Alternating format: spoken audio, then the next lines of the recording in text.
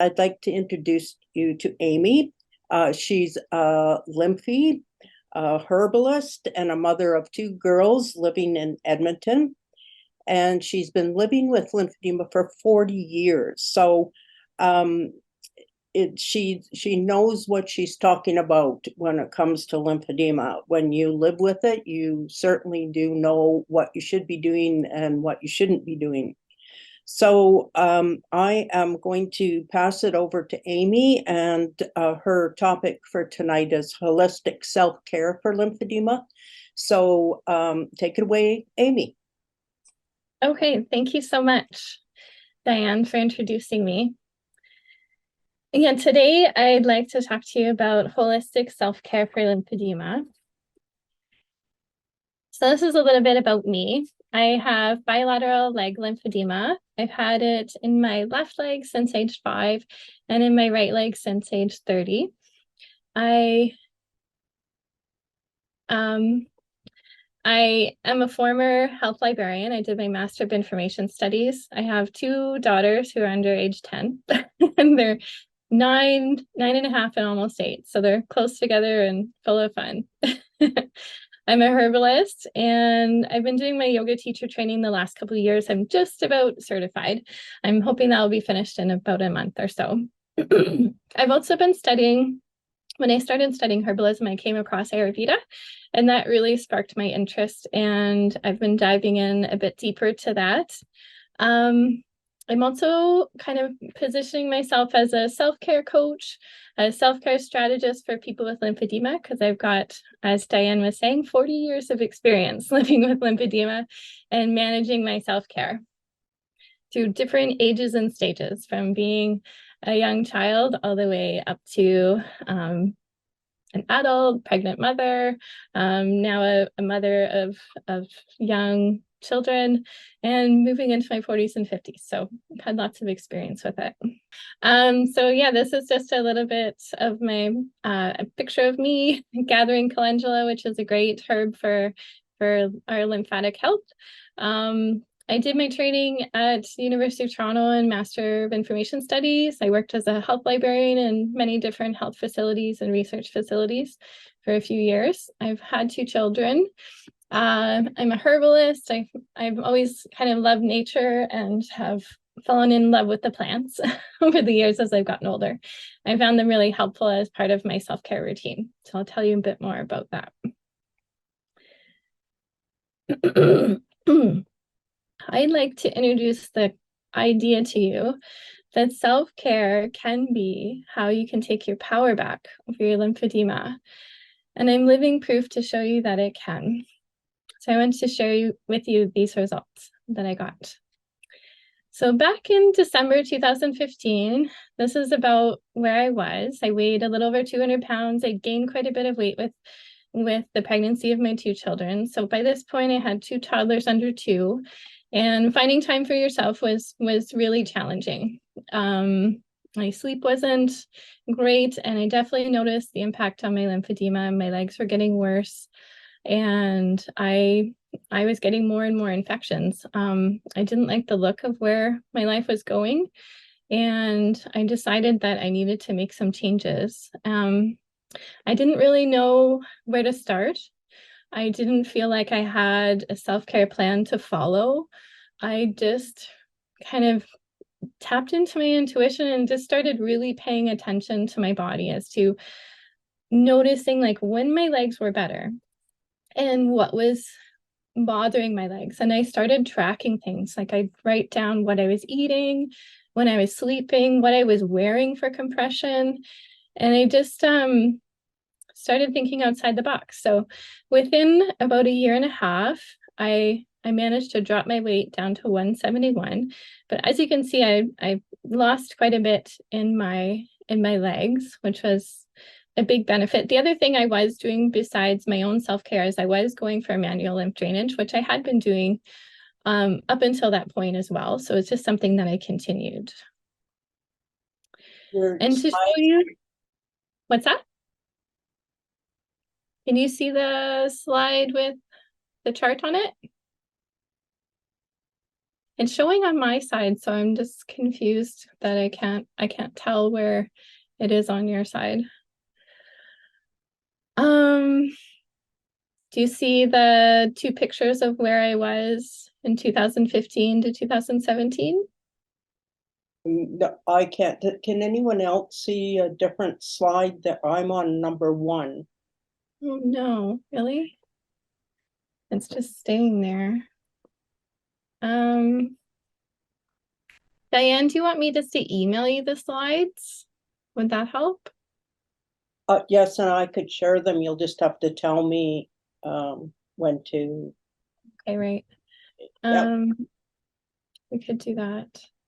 Yeah, it's just saying that it's paused, but like it's flashing red. Because I'm not the host, does that... No, I did make you co-host, so. Okay. I didn't see anything come up to tell me that I'm co-host. I wonder if that's something to do with it.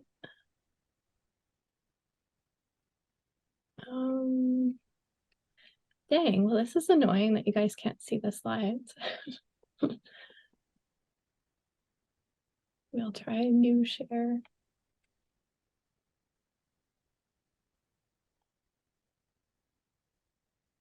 Oh, now you're on number 4.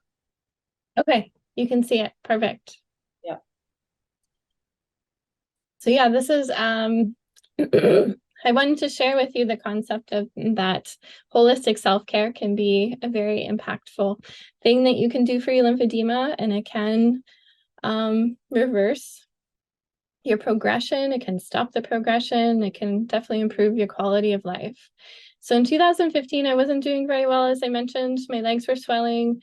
I was a busy mom, still working full time, had 2 children under 2. Sleep was, hard to come by and things like that. And so I made some self-care changes. I started tracking my health. I started tracking what I was eating. I started including exercise and movement more. I found some supports for that because I didn't know how to do that. So I reached out to friends and family how I could do things like that. And I found like a kids den program where you can drop the kids off in like the fitness center. There's a little daycare there and you can go work out for an hour and a half, and I'd go to yoga class or I'd go walk the track or things like that.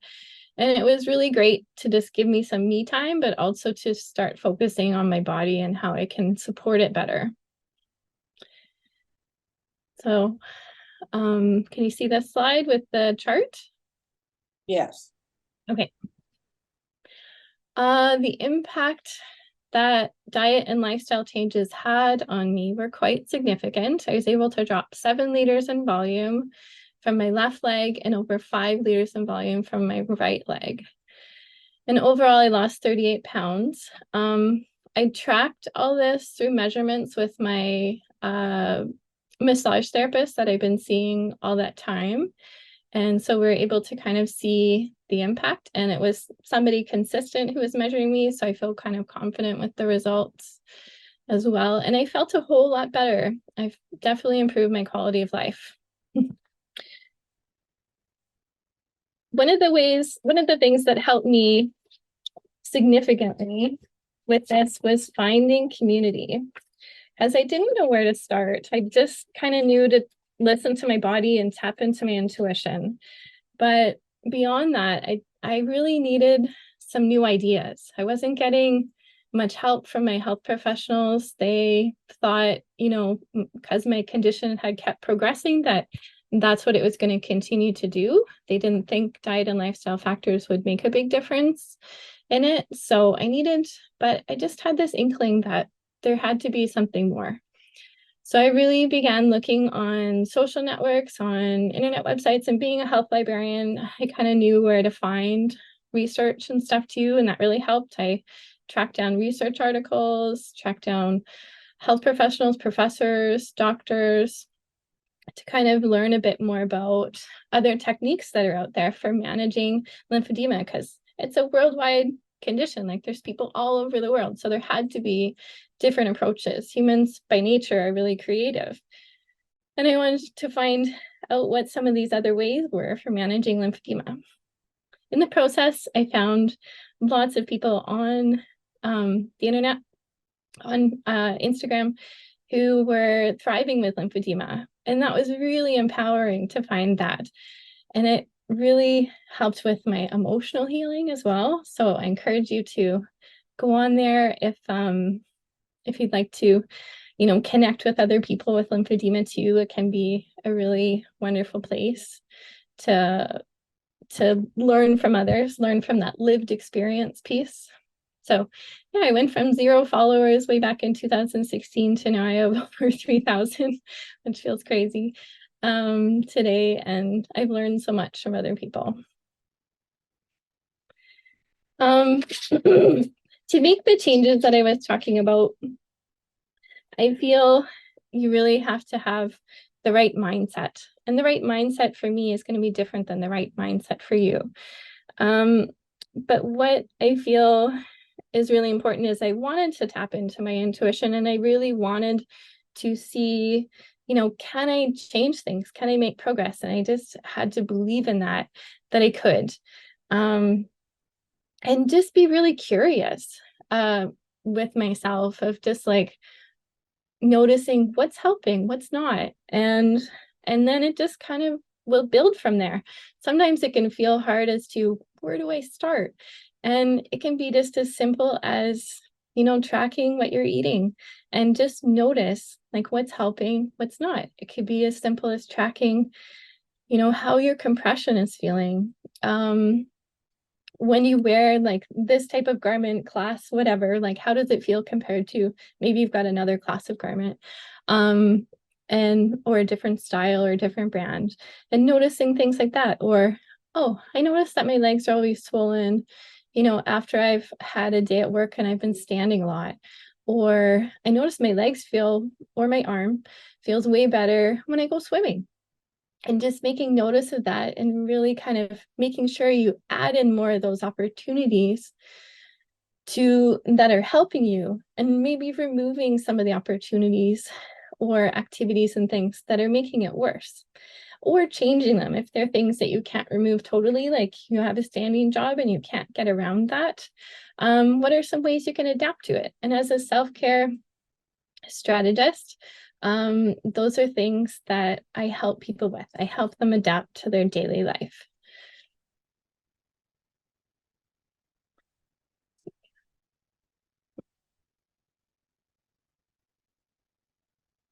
So today, I'm just going to give you a really brief overview of self-care because it's a really big topic.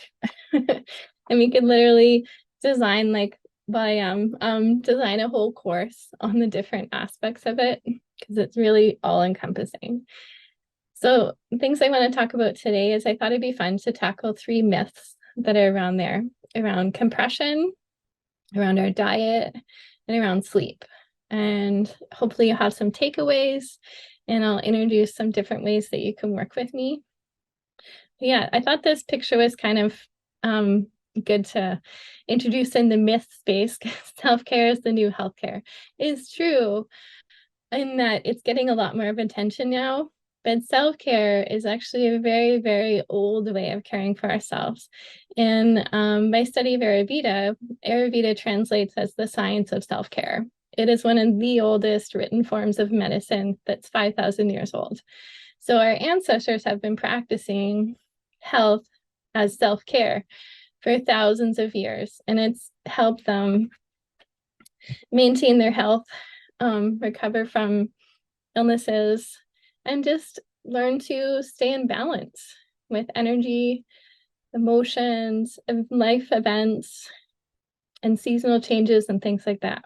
It's a really neat system. I'm really grateful I've gotten to learn about it. So I'll tell you a bit more about it. A freebie I've got for you today for coming is my self-care journal is that I put together. So over the years of tracking my own health and stuff and noticing kind of what was helpful to track, what was fun to track, what was, did I see the most benefit from tracking in terms of like I noticed changes in my overall health, or I noticed changes in my lymphedema, where I've put them together in this guide. And it's just a little short 1 week experience for you. If you want a longer week experience, then you can do that with me through a coaching session. But it's just to give you a little taste as to what it's like to track your habits and set health goals for yourself, and notice where you're at and maybe where you want to get to, and all the different ways that self-care can impact your body. I'm a lymphedema ambassador. Now for the remaining year and this year and next year, I'm one of the lymphedema ambassadors for Bauer Fine Cura Flow, which are garments that are made for lymphedema and lipedema. They've been making garments in Europe for the European market for over 70 years. So they're new to Canada, but they're not new to compression. They're really, really high quality, and I really like them. I wouldn't take on a sponsorship if it wasn't something I would wear and something that I feel really helps my lymphedema. I also have been a guest with people on Instagram as well as podcasts and things like that, and to chat about different holistic self-care, herbs sometimes, Ayurveda sometimes. I also published an article in Pathways to talk about seasonal self-care for winter for lymphedema. So that's there if you want to read it sometime. So what exactly is holistic self-care? We're often kind of given the image that self-care is like spa parties and going to get your nails done, and seen as it's really portrayed in the media as an indulgence. It's not portrayed as something that we do every day. It's not portrayed as kind of like the mundane things that we do every day, which is, making sure you eat, making sure you get a good sleep, making sure you wash your skin, dry brush, making sure your finances are in order so that you're not all stressed and things like that.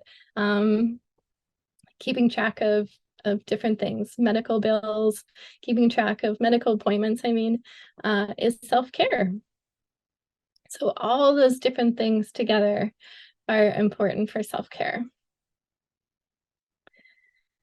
So I want you guys to say this phrase to yourself, because I won't be able to hear you with everybody being muted, but I want you to say lymphedema is a whole body experience. And kind of sit with that thought for a minute. As in the medical field and modern medicine, we really tend to focus on the physical aspects of lymphedema, and it's really portrayed to us as it's this physical thing that we have to deal with, and we just got to put on a compression garment and then go off and do your thing. Just control it, just control the swelling, you'll be fine. But what I've learned through my years of lived experience from helping other lymphedema patients, or lymphedema clients, I should say, is that it really is a whole body experience. So yes, we see it physically with our swelling, but that swelling affects our emotions. Our emotions affect our swelling. And then our mental health can affect our emotions, our physical swelling, and vice versa. So you've kind of got this self-care piece in the middle.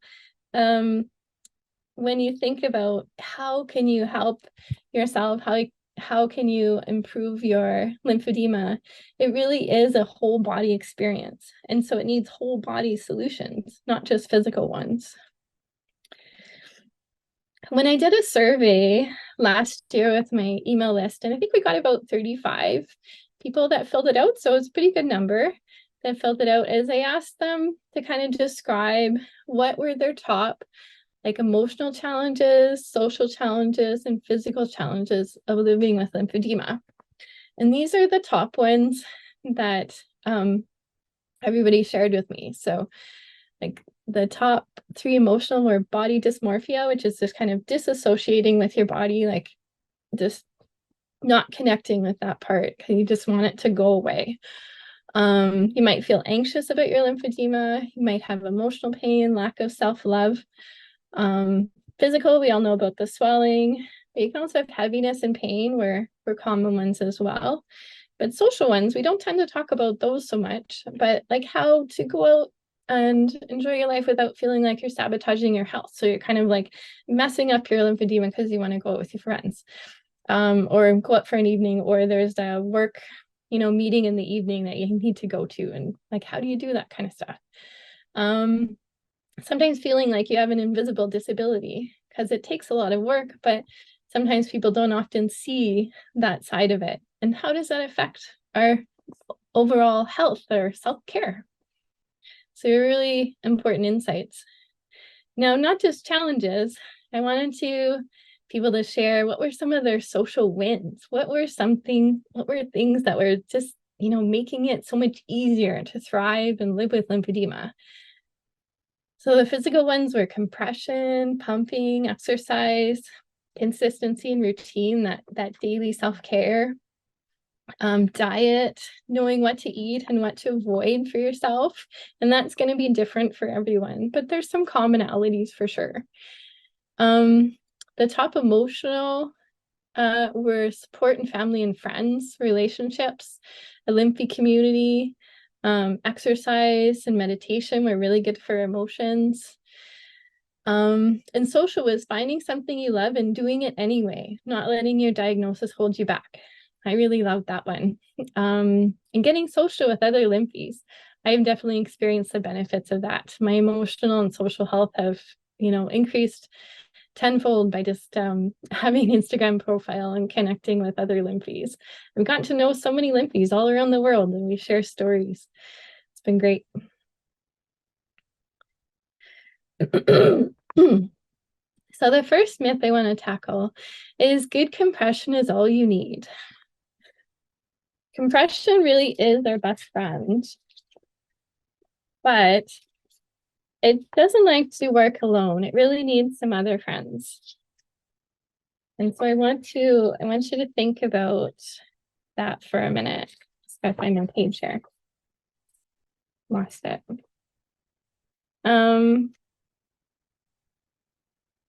The medical community tends to really think of it as a physical problem. And it definitely is. Compression is so important. And the reason I bring it up as a myth that, it's not enough in itself. That before I started learning all the different self-care tools and techniques and stuff, is I really did rely heavily on just compression, because that's what I was told. I was told that, good solid compression would be all I would need, and that would be how I'd control my lymphedema. And so I relied heavily on that. And you might be in that same place. Let's see. But when you've got a whole body experience, there's different things that affect our use of compression. It can be our mindset. When we don't have a mindset that is self-loving, self-accepting of our lymphedema, we may not take care of our garments properly. We may not even want to wear them. We may wear our garments multiple days in a row because we don't want to wash them. We don't want to take the time to do that. Maybe you don't reorder your garments on time because you don't want to be a burden. You also might not like the attention. So you either don't wear them, or you hide them, or you're concerned about others giving you attention, and that gives you stress. So that can affect our experience of it being a physical thing, right? The other way that compression can really affect us is from a holistic perspective, is having access to it. Sometimes it can be, there's storms rolling in here, a real financial burden on us in terms of what garments cost. I find, because I need toe garments and compression garments, the toe garments are almost the same cost as a compression garment, so that my $400 garment turns into an $800 garment for just one leg. You may not have enough sets to have a wash and wear pair, and that could be a financial constraint for you to not pay that extra money. Not all provinces have like compression coverage. I know Manitoba doesn't have any at all, and neither does Newfoundland. And some places have better coverage than others. Ontario, you can get a lot more sets than you can in Alberta, for example. So it's not equal all across the country. When we don't have enough sets to where we can think about, that does really affect us socially and emotionally, this physical problem, because we may not have enough sets to wear. We may not replace them as often as we need to, which gives us stress and doesn't control our lymphedema as best as it could if we had access to better garments. So you may wear the same garment multiple days. You may not buy the best one for you. You may choose, say, circular knit when really your body needs a flat knit to control your swelling, but the circular are cheaper. And so when those situations come up, someone like me or a CLT or a garment fitter, if you share that kind of experience with them to let them know, like, hey, this is a problem for me having access, which isn't something we always want to share, but then they can help us with that because maybe there's other solutions out there in the garment field that you don't know about that they can look into and see if they can find you something that fits your budget as well as fits your physical needs too. The second myth is diet doesn't affect my swelling. So I want you to think for a moment to yourself as are there foods that you avoid eating because you know they make your lymphedema swell? I just want you to think about that for a minute. I know there's some on my list that I definitely avoid or try not to have very often. Maybe you have like, seen one Lymphy created it. She had like a sometimes or always, sometimes never list of like different foods, different activities and things like that. And that was a really good tool for her to write down and keep herself reminded of what are things I should always do, what are things that are okay to do sometimes, and what are things I should never do. That is an interesting activity.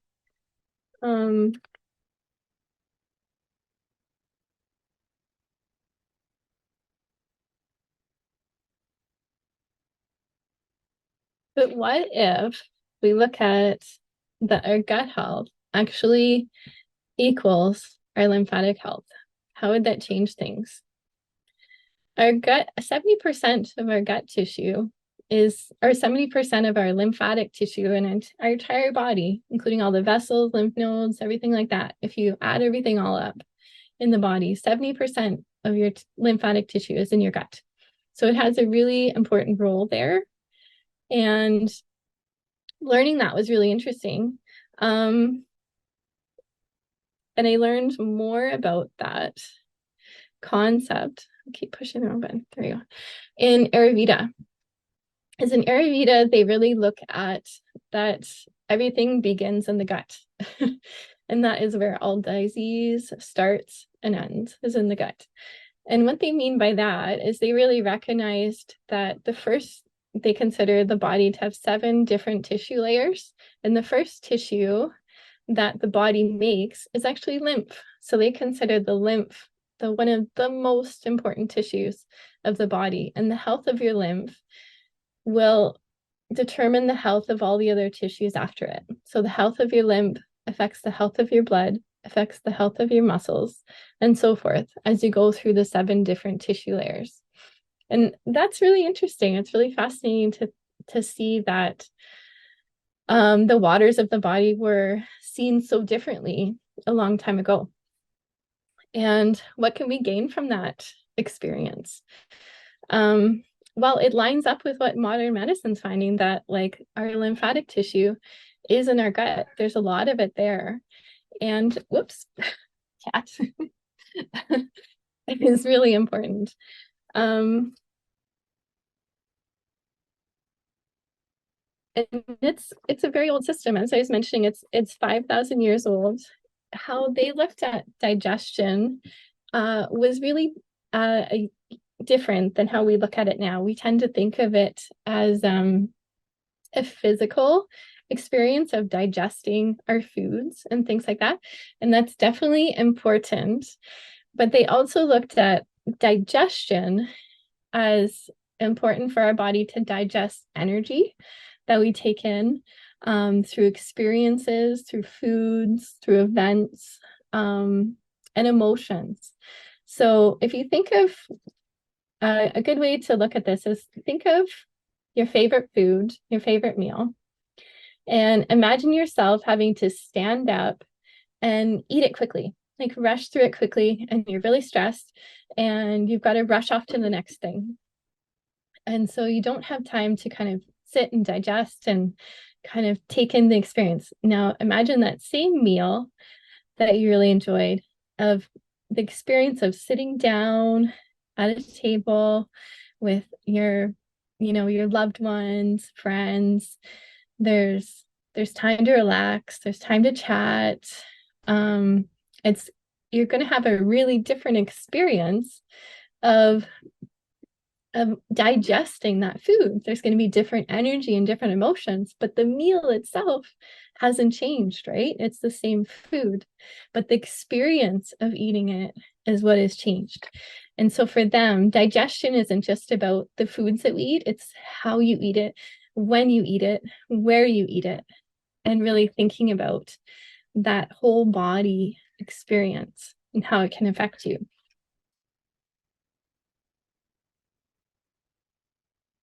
And so every day, your body's got to digest those different things. So digest the foods that you're taking in, the energy that you're taking in, and the emotions that you're taking in. There's an old proverb in Ayurveda that I found really interesting, and it said, when diet is wrong, medicine is of little use. And when diet is right, medicine is of little need. And what they mean by that is just so much of how we can care for ourselves and keep ourselves in balance and prevent disease, prevent progression of a disease, can be taken care with how we eat, how we enable that experience of how, when, where we eat, is really, really important. And if you're not taking care of that, then the medicine isn't going to really help you as effectively as it could if you were taking care of your digestion. But not everyone should consume the same kind of foods. But generally, all of us can avoid processed foods and feel better when we do. My top tips for optimal digestion. I think I put this on the next slide, but let's see. Oh, oops. My top tips for optimal digestion are to eat your biggest meal at lunchtime, because that's when our digestive fire is the strongest. So it can really digest our food the best. Then if we eat our biggest meal at dinner time, that's when our body's kind of starting to wind down for the day. And so digesting a big meal is a lot harder for our body. And just isn't as optimal for getting all those nutrients and things out of it that we could. They suggest ending your meal, or having your biggest meal at lunch and ending your meal before 6 p.m. And your last meal of the day, your dinner, should be your lightest meal. And so experimenting and trying that, I've definitely found my lymphedema is better. And how I noticed that is my legs are softer the next day. It gives my abdomen, where we've got a lot of lymphatic tissue, it gives it time to empty. So I feel like when I do my drainage at night, my bandaging or my night garments, that it has time to move that fluid up through my diaphragm or my abdomen region, because there's more space there. And I think there's a lot of truth to that. I also avoid snacking in the evenings. I find that really helpful when I'm really itching for something. I have some tea. I might add a little bit of honey to give it something satisfying. Just gonna try and get my cat out of the way. She's staying annoying. Sorry. Or I might go for a little walk. I play some games with the kids. I find when you finish your meal earlier, it just gives you that time in the evening for some really nice, gentle connection time, creative time, which has been a really nice thing to experience. So I encourage you to give it a try and see how it feels.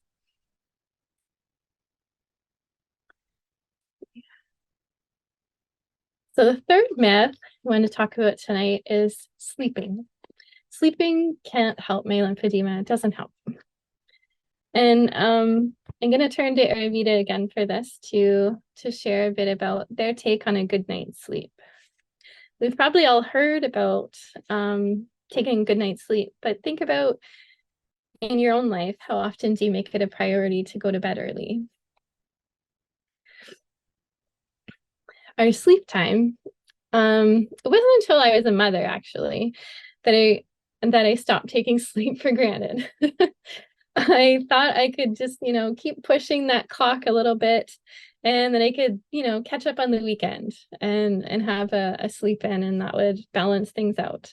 But when I was a mother of two young children, I really, really realized how sleep affects our moods, it affects our physical abilities. I noticed if they had trouble sleeping or didn't get a good sleep, they'd be clumsier the next day or just irritable. And stuff like that. And I kind of thought, am I like that? And I was like, I guess I am. Sometimes we see things reflected back to us and it helps us learn a bit more about ourselves too. So sleep in Ayurveda is so healing for the body. It's really important. It's considered optimal for detoxification, which is a really important part of our lymphatic system. So in our lymphatic organs, they love to detox between about 10 p.m. and 2 a.m. And that is when our liver, our kidneys, and our spleen are most active at that time. If you ever stay up past 10 and you get kind of that rush of energy, that second wind, that's why, because those organs are starting to kind of key up to do their deep clean. And sometimes that can give us a little burst of energy. So trying to get to sleep before that wave starts, you start feeling that in your body, is really good. If you can do it. If you're a really late sleeper, maybe just kind of slowly inch your way back to a little bit earlier and just see how you feel, see what you notice. Tap into that intuition and see what it does.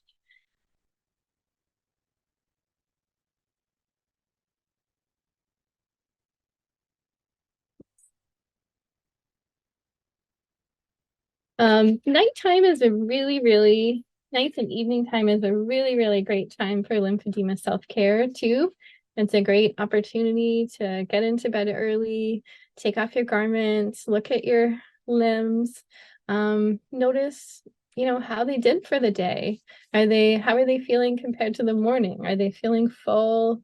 Are they feeling heavy? Are they feeling painful? Or are they feeling good, and kind of reflect on that as to, what do you think helped them? What do you think made them feel worse? And make note of that in a journal. That self-care journal guide that I was talking about has a daytime page and a nighttime page for you to kind of tap into that and reflect on what's working for you in your daytime and nighttime. I love not just taking off my garments and looking at my skin, but I use it as time to compress at night while I'm sleeping. And it can be really inviting to just want to take off your garments and give your skin and legs or arms a complete rest for the night. But I don't, because if I do, then I pay for it the next day with my legs feel more full. They don't feel like they've had a chance to reset themselves in a way. They don't feel soft and squishy. And so then that day I would have to add more self-care tasks to just kind of get through my day, or to help reduce the swelling. So in some ways, having compression at night actually saves me time the next day, because I don't need to do as much self-care if I take time at night, and I'm sleeping anyway. So as long as you make it a comfortable experience and you're not waking up at night, sleeping can be a great time to do your lymphedema self-care.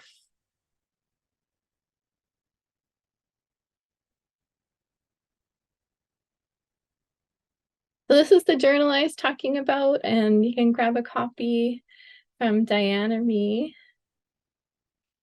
And just wanted to touch on what are some of the different ways you can work with me. So I do take clients one-on-one, which you can buy individual sessions or you can buy a bundle. I do find the bundles the most helpful because it gives you a longer span of time to work on your health goal. One session isn't really helpful if you have a goal you want to work on, but it's great if you've got like something really specific that you just want some insights on, like maybe how to tackle a different compression problem that you're having. Like maybe you're swelling around your ankles and you can't figure it out. I've tried lots of different things for that, different ankle braces, different pads, different things like that. I've also learned things like how to adapt my work desk. Like I have a sit stand desk. I've got a really cool chair that can let me sit in different ways. And so maybe you need some insights about something like that, how to adapt your work environment or something like that. Those would be great for kind of one-off sessions. Or you're a candidate for surgery, because I've had lymphatic surgeries as well. I didn't talk about that tonight, but that's been part of my self-care journey as well. I was doing self-care before I had the surgeries, and then I discontinued it as part of my pre and post-op care, and it's been really, really helpful to do that. I was able to reduce my legs more by myself through self-care than what they took out through surgery. But in some ways, I got out the easier stuff, and then they got out the more difficult, more fibrotic stuff. So my legs did improve by having that surgery. And so if you're wanting to know, like what you can do before and after or something like that, that could be a one-off session. And then the group sessions or the bundles of like 3 or 4 sessions together are a great way to work on, say, building a daytime routine for yourself, or looking at your diet and figuring out what would be more optimal for you. I also started something new this month called a seasonal self-care club. And so it's $15 a month. As a herbalist, people have been asking me to, learn about different plants, which are great for the lymphatic system and helpful for chronic health challenges and things like that. So it's $15 for the first month. And this month we looked at the plant plantain, which is a really common plant in North America. It's very good for the lymphatic system. It's great for detoxification, for wounds, for gut, for skin. It's a really wonderful superstar, a weed that's very often overlooked, but very helpful. So how the seasonal self-care club is set up is it's like a weekly email course. I know we can have a lot of commitments and a lot of unpredictableness when we've got lymphedema. And so committing to something where you show up every week at a specific time just likely isn't going to work for you. I know I've found those kind of courses for myself to attend challenging. So I wanted to keep it really simple, really easy, and something you could do when you felt like you had the capacity to do it. So it's a weekly email course. You get 1 email a week from me. The first week you get the plant kind of background and all the different ways that the plant is useful, bit of history about it, a bit of folklore, kind of fun stuff. And the second week you get self-care rituals, just how to about that. You might get some herbal medicine making tutorials in 1 week, and then 1 week there's a live gathering, and that will be recorded, so you can, if you can't make it, you can always watch it on your own time. And then as we build and as we kind of go through each month, is that these different resources will get added to a online resource library, and there's going to be a discussion place for people to connect with each other, to share the experience of holistic living and living by the seasons. And it's going to ebb and flow as the seasons change. So we're just kind of ending summer and shifting into fall. And so that will be reflected in my offerings to kind of help you align with that energetic change. There's a bit more. Yeah, so we're going to look at the habitats, plant friends, harvesting, how to store them if you're interested. I have found so much healing myself in learning to make some simple medicines when I was get going. And then as I got more into it, I started making more complicated things like that as a herbalist, and learned how to make balms and body butters and bath bombs and tinctures and teas. So definitely have a wealth of experience that I'm excited to share with others, because I think making your medicine yourself can be really healing, and it is possible as somebody with lymphedema to do that. You can do some of these things, don't take very long to make, and can definitely be cheaper by making your own medicine, like an elderberry syrup, and then going to buy a bottle of elderberry syrup, for example. So it can really save you money. Community. Yeah, so there's going to be, I really want people to be able to connect with each other, to be able to chat and ask questions if they want, kind of thing. Just because it can be a really lovely experience to meet others who are on the same journey with you, like they're wanting also to get off the struggle bus and find some holistic ways to support their health. And so it's for people with lymphedema, but also beyond that, because I've had other people with chronic health reach out to me over the years and have found learning about lymphatic health to be real helpful for them too. So takeaways from today, I hope that you realize there's so much that you can do to improve your lymphedema self-care, and that compression is your friend, but it needs friends too. So thinking about maybe like layering or skincare or diet or exercise, what are ways that can support that compression, working with your healthcare team so that they understand your access issues or things like that, and seeing if there's also reaching out to a community. I've learned so much about compression by just asking other lymphies about it on Instagram. And that's where I got some ideas that my garment fitter and my therapist didn't know about. And so it was fun to kind of learn some different tools and techniques. There's definitely lots to learn from the lived experience, and your healthcare team is a great part of your kind of holistic health approach.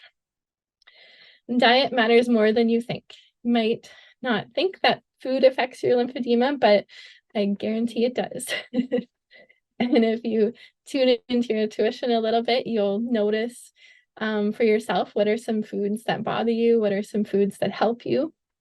And kind of notice that, take note of that, and see what are some ways that maybe you can include more of those foods. Like this past year for me, I really noticed pineapple was very helpful for me. When I'd eat it, my legs were softer. I was going to the bathroom more. And I was just like, okay, that seems to be really helpful for me. So what are some ways that I can include that more? And I stumbled across the recipe for pineapple tea. And then as I was doing my research, I realized that it's the bromelain in the pineapple that's really helpful for our lymphatics. But most of the bromelain is in the core and in the outside, like in the husk of the pineapple, or in the peel. And so I found a recipe to make pineapple tea, and I thought, well, that's interesting. I'm going to give that a try, and as well as eating the whole pineapple too. But it just gave it another way to save some money, but also to enjoy the pineapple in a different way and see if it helped. And I really liked the taste, and it was fun. So I've been making that all summer. It's definitely helped with keeping my inflammation down on the hot days, and I'm grateful for that. Sleep is definitely the best detox for your body. It does it every day, and it's really important to do every day. And if there's one thing that you do is just try and kind of inch your bedtime back to before 10 o'clock. If it's way at 12 or something like that, maybe just like inch it back like 20 minutes at a time or half an hour at a time, and see how you do, because it takes some time to train your body to get used to that time of going to bed earlier. But it does help a lot. I do find my legs are soft and squishier the next day for sure when I get a good sleep, as well as my mood's better. I make better food choices. I don't always reach for the sugar and the carbs when I'm not tired. So it definitely helps. And if you need support with that, that's why I'm here. I'm a lymphedema self-care coach, Ayurvedic student, and happy to help. So you can think about today, what you learned today and how you're going to apply it. And I'd love to hear. I'd love you to reach out through my website, my email, find me on social, and just tell me something that you learned today that you really enjoyed, something that you're going to try. Yeah, and just keep me in the loop. I'd love to support you on your journey. Thank you so much for your time tonight. Thank you, Amy. Does anyone have any questions for Amy?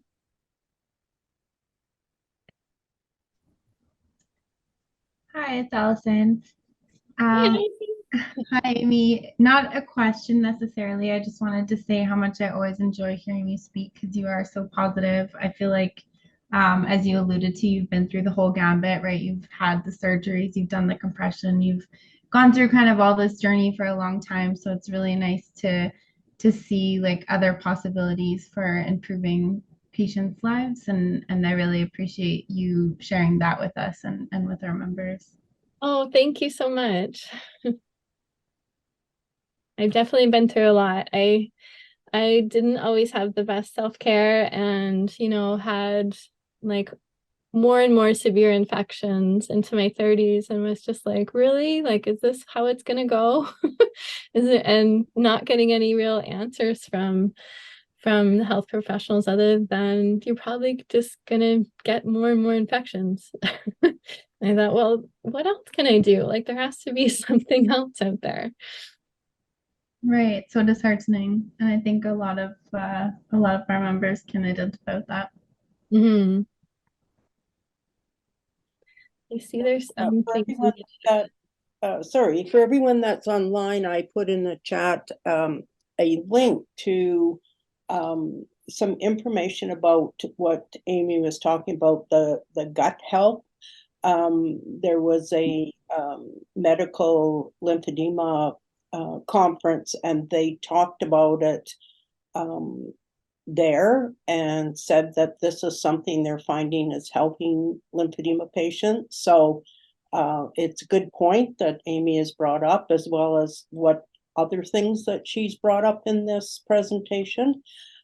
So if anybody wants to look at it, it's a longer video, but it's worth the watch. So Yeah. Is yeah, that's in the chat? I put it in the chat, the Okay, great. website. Yeah. So Okay. so does anyone else have any questions or anything that you would like to ask Amy? And for the what you're going to send out for them, you can send it to me and I will just forward it on to anybody that's been on this for you. Perfect. I'll happily do that. Okay, since there's no other questions, we'll sign off. But again, Amy, thank you so much. It was very informative. I learned something tonight, and I just love it when I learn something. I've had lymphedema since 2003, so I know that it's a lived experience, and there's lots of people that connect with our association asking for information about what they can do to help their lymphedema. And this will go up on our website, the recording, and I think it will help a lot of people. So thank you very much. Oh, thank you, Diane. I'm really glad that it will help others, and nice to know that that resource will be there for them. Okay, so we'll sign off and thank you very much, everyone. You're welcome. Take care, everybody.